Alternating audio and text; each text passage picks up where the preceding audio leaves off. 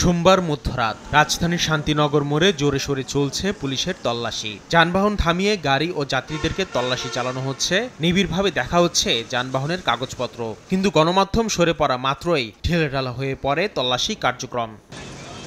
সাম্প্রতিক সময়ে দেশব্যাপী অপরাধের মাত্রা বেড়ে যাওয়ায় সন্ধ্যা থেকে আইন শৃঙ্খলা বাহিনীর তৎপরতা বৃদ্ধির ঘোষণা দেন স্বরাষ্ট্র উপদেষ্টা। এরই ধারাবাহিকতায় রাজধানীর মূল সড়কের বেশ কিছু পয়েন্টে তল্লাশি চৌকি দেখা গেলেও অলিগলি ছিল প্রায় ফাঁকা, নেই কোনো টহলও। অপরাধের অন্যতম হটস্পট রাজধানীর মোহাম্মদপুরেও একই চিত্র। তবে মোহাম্মদপুর বাস স্ট্যান্ড থেকে চোখে পড়ে পুলিশের টহল।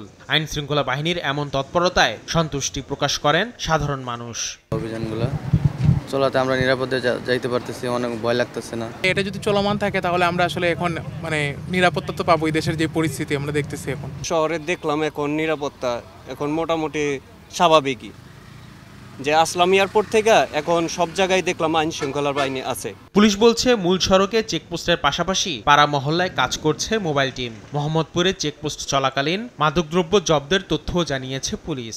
ছিনতাইকারী অন্য কোনো সন্দেহভাজন ব্যক্তি যাতে এখানে রাতের বেলা কোনো অপরাধের কার্যে লিপ্ত না হয় বা কোনো অপরাধ কর্মকাণ্ড করে এখান থেকে পালিয়ে যেতে না পারে, সাধারণ জনগণ যাতে নিরাপদে বাড়িতে ঘুমাতে পারে, জনজীবনের যেন স্বস্তি ফিরে আসে, এটার জন্য আমরা এই চেকপোস্টগুলো এখানে কার্যকরী ব্যবস্থা নিয়েছি। অপরাধের মাত্রা কমিয়ে স্বস্তি ফিরিয়ে আনতে আইন শৃঙ্খলা বাহিনীর কার্যক্রম আরও জোরদার করার তাগিদ সাধারণ মানুষের। আসিফ মোহাম্মদ সিয়াম, সময় সংবাদ, ঢাকা।